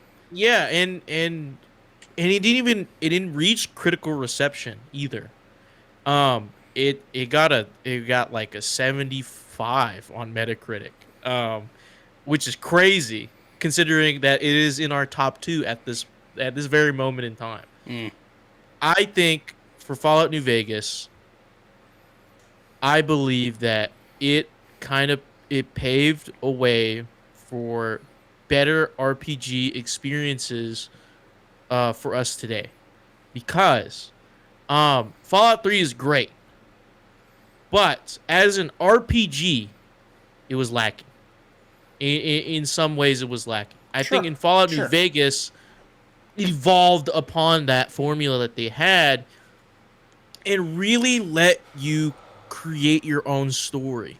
Like the way the story was set up, you could really make whoever you wanted, and you can dump your points in however you want, and how you and with that, your interaction with the world and its characters changes through each playthrough, and as you're moving along, it was cooler to explore the Mojave, and how to handle different situations, and you really didn't have to go down the main storyline.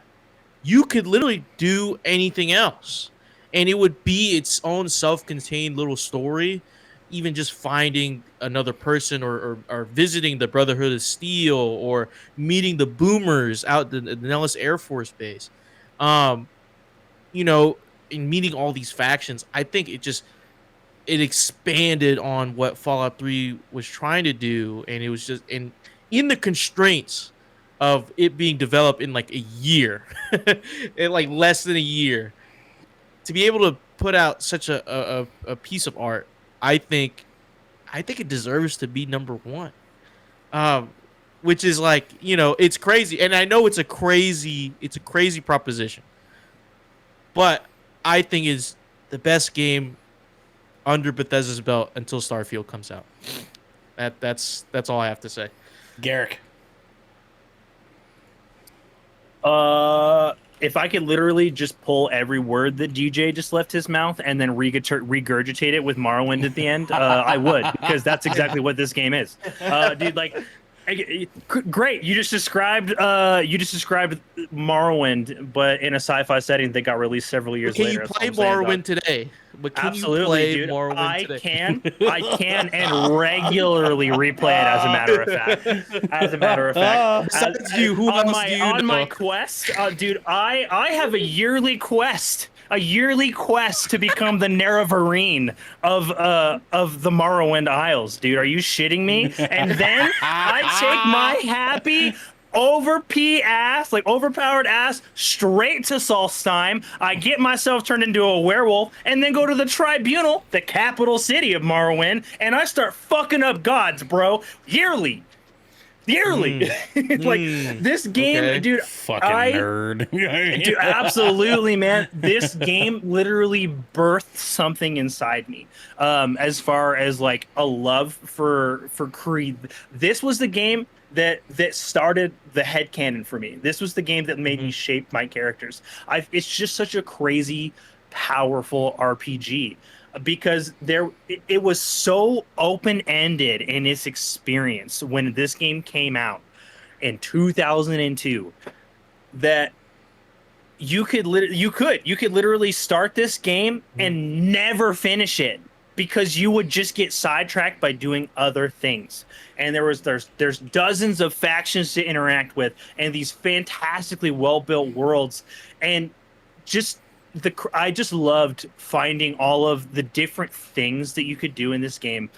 The way that you could approach your character's building was so open-ended, and like you could become a warrior, you could become a mage, you could become a hybrid of both. You could literally do whatever you wanted. You could say fuck both of that and literally make yourself a vampire, dude. You can make yourself a vampire and just like role play the entire game, and with the pros and cons that came with these character statistics, and like you were more powerful but you were weaker in these other aspects, and it just gave this level and sense of player freedom that was just founded in video games of the day.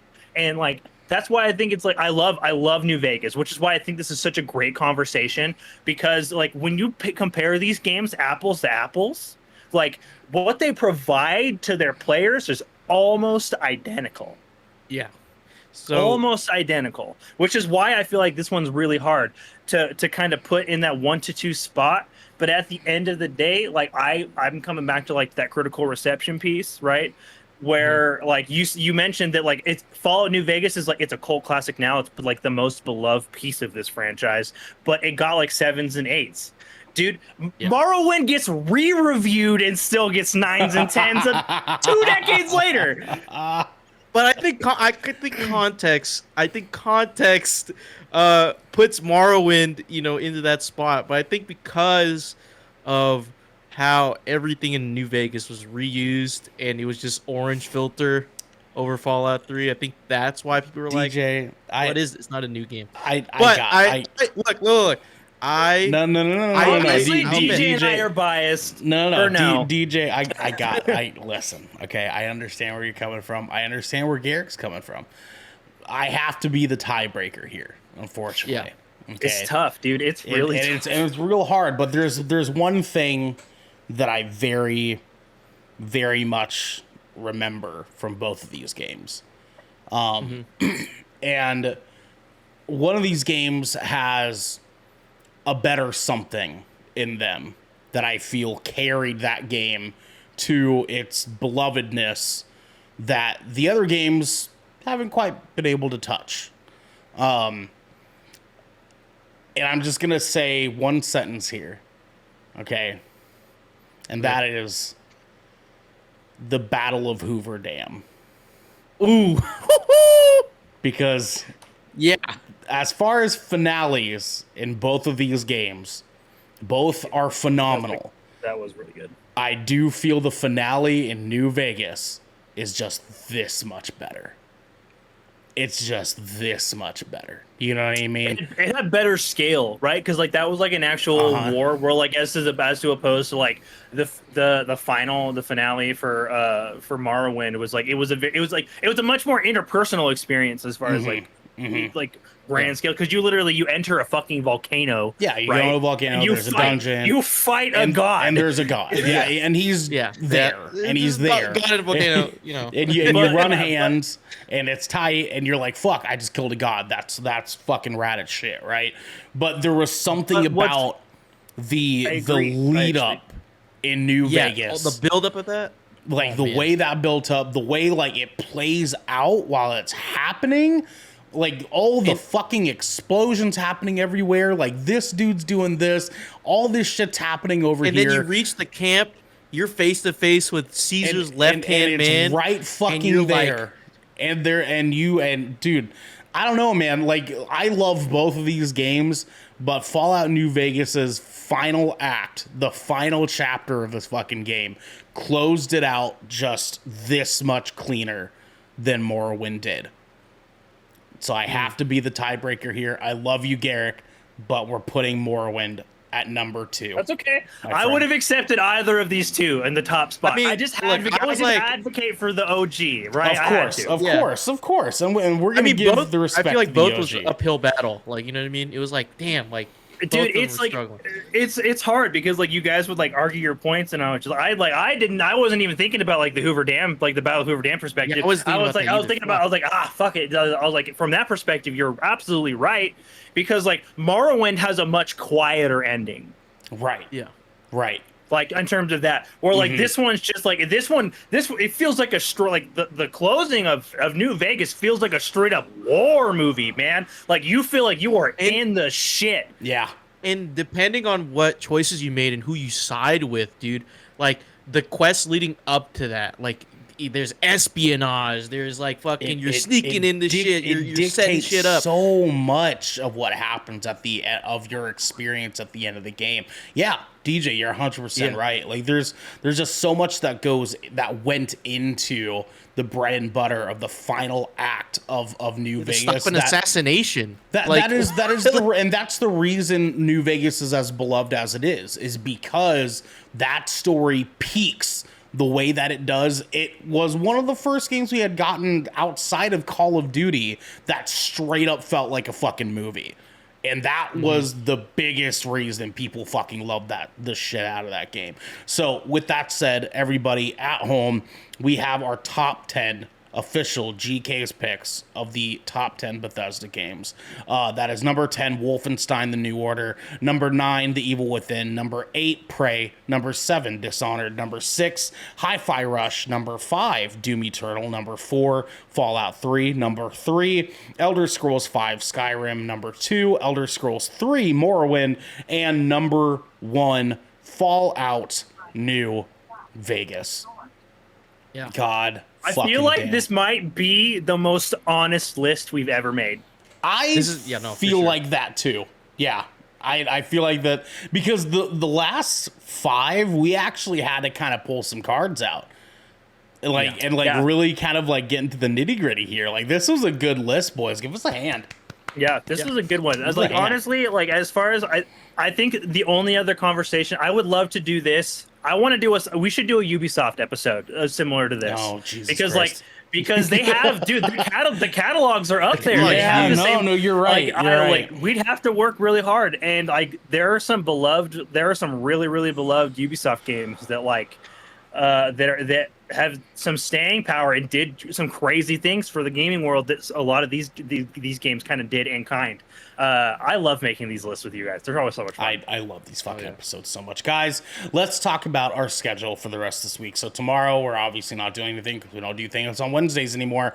But on Thursday, we will be doing our live recording of The Shipwreck Show, which is our little podcast episode where we get to kind of just hang out and fuck around and answer your guys' question. But speaking of which, if you are a Twitch subscriber, you can join our Discord. And for all of our Twitch subscribers that are in our Discord, you get access to a little section there called the Shipwreck Submissions section, where you get to write into the show and ask us any question your little heart desires. And if we feel like it'll make great content, we pick your question and we answer it live on the Shipwreck Show for you guys to have some entertainment in your fucking lives, because we do not give great answers all the time. But you can watch that there on Thursday night if you do not want to wait for the episode to release on podcast services.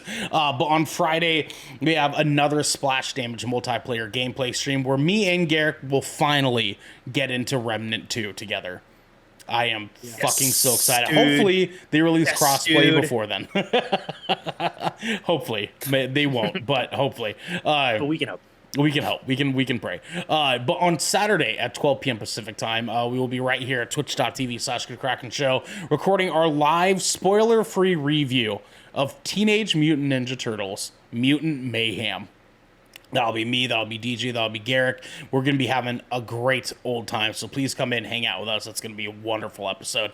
Guys, please let us know what you thought of our top 10 Bethesda games list. I'm sure you guys have lots of fucking thoughts out there. Let us know what other game studios and publishers you want us to do a top 10 list for, and we can more than likely work out doing a top 10 list for them as well, because we have lots of Tuesday episodes we gotta fill most weeks. So please hit us with your guys' ideas and we can probably work out doing those for you. In the meantime, guys, this has been the Good Kraken Podcast, your choice for all the nerdy video game and pop media news, reviews, and discussions that you wanted to hear, live every Tuesday at 7 p.m. and Saturdays at 12 p.m. right here at twitch.tv/GoodKraken Show. If you enjoy the show, you can head on over to our Discord channel where you can submit questions and topics of the show, get exclusive post-show content, and soon have early access to episodes before they go live on podcasts and video services across the digital sea. You can also support us by going to our YouTube channel, click that beautiful bell and big red button, or by subscribing to our podcast channel by searching Good Kraken with an exclamation mark at the end and leaving a review there. We have to go, everybody, but until next time, my friends, be good to each other. And Skyrim fucking sucks. Play Fortnite. Play Fortnite. Skyrim. Yeah, play Fortnite. Fuck Skyrim, play Fortnite. Fortnite's the best game in the world. God damn, baby. number one game in the entire world. It's the game of all games.